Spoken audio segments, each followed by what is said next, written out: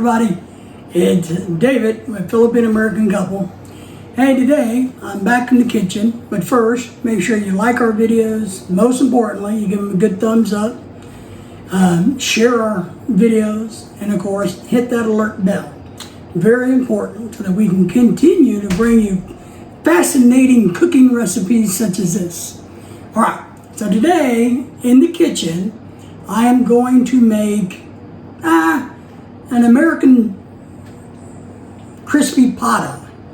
Now, why I say American crispy pata is because crispy pata traditionally has a knuckle joint involved. Now, that cut of meat is not the easiest to get in the United States, so instead we're going to be just using a good old-fashioned picnic pork roast. It does have the bone in it, but it doesn't have the knuckle joint, which is more traditionally Filipino. And my beautiful assistant behind the camera is giving you a 360 view of this 5-pound baby. All right, so here's some of my ingredients.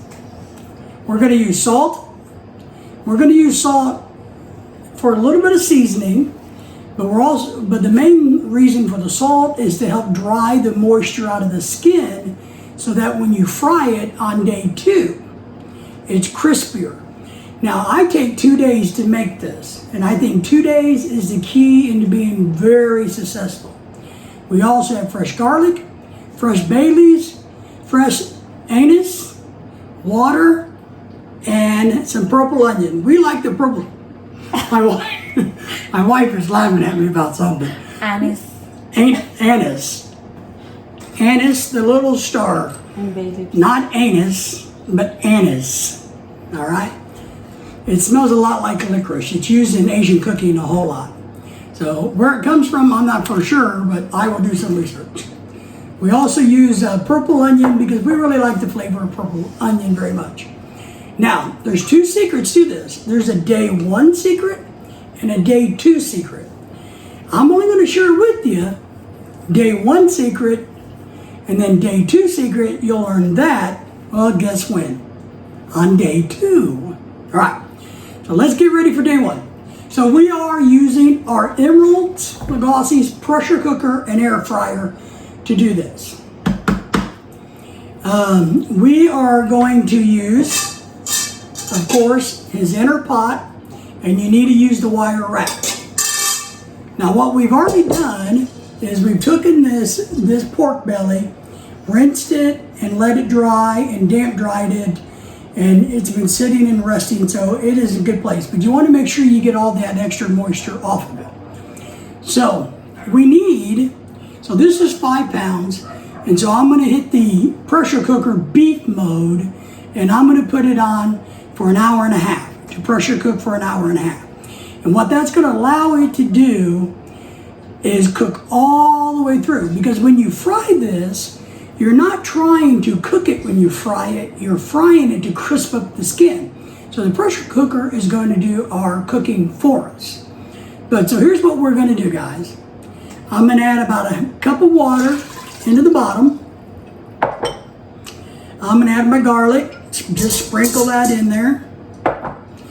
My bay leaves, a couple bay leaves, throw them in there. My anise, and sprinkle those around in the water. And then my onion, and we're just going to dump those suckers in there. And that's what's going to go in there, including some peppercorn. You just need a few peppercorns. So that's our main ingredients into our pressure cooking unit. Now, here's the secret for day 1. I'm going to take my beautiful cut of meat, right? And guys, this is truly the secret. I'm going to use Knorr's liquid seasoning. Let me give you a close-up of that. If you guys haven't ever used that before or seen it, it's a wonderful product. I'm going to dribble this all over this beautiful cut of meat. And I'm going to massage this into the meat, but more importantly, the skin. I want to get it all over, including the meat, but most importantly, we're going to work it into the skin. Lift the folds, spread the skin around, make sure you get plenty in there. And give it a chance to suck it up, to absorb it. Because this is the key to the greatest crispy pata you will ever have in your life. Well, except for the one that you're going to learn tomorrow on day 2. So now that we have this all done, massaged, it's looking beautiful, we got all of our ingredients in our stock pot, we are going to put this baby in here. Maybe my beautiful assistant can take that. We're going to take our pressure cooker from Emeril Lagasse. Lift our baby in place.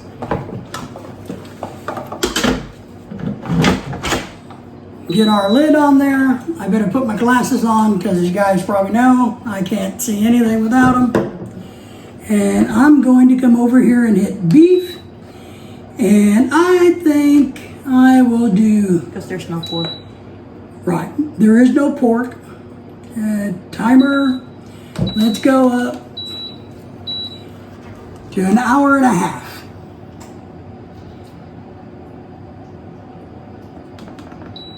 Almost there.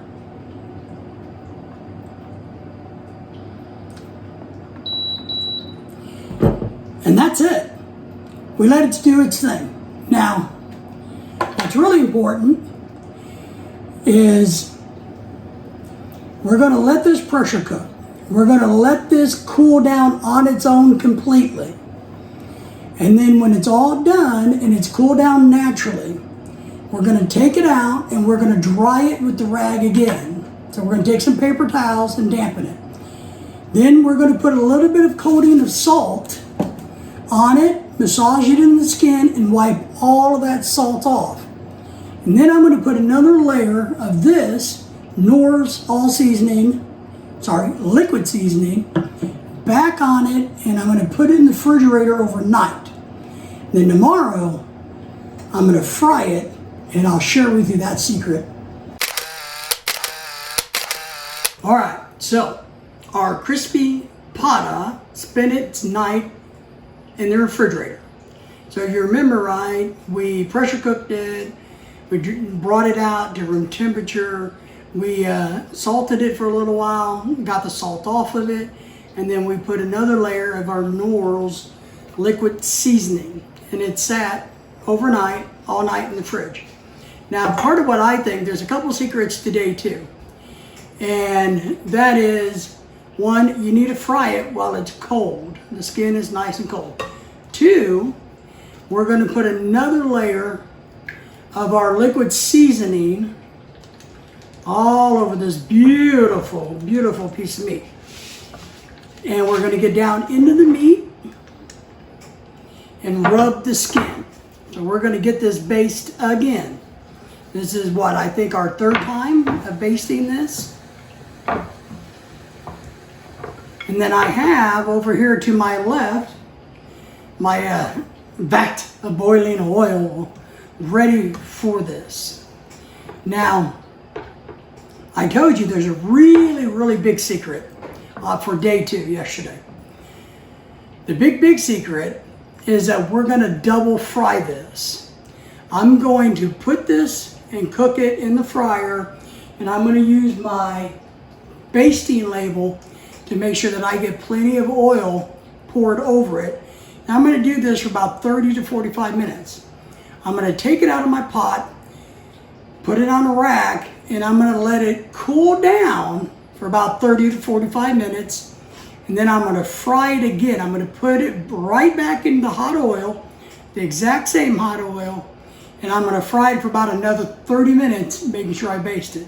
And you're going to have some of the crispiest crispy pata that you could ever imagine.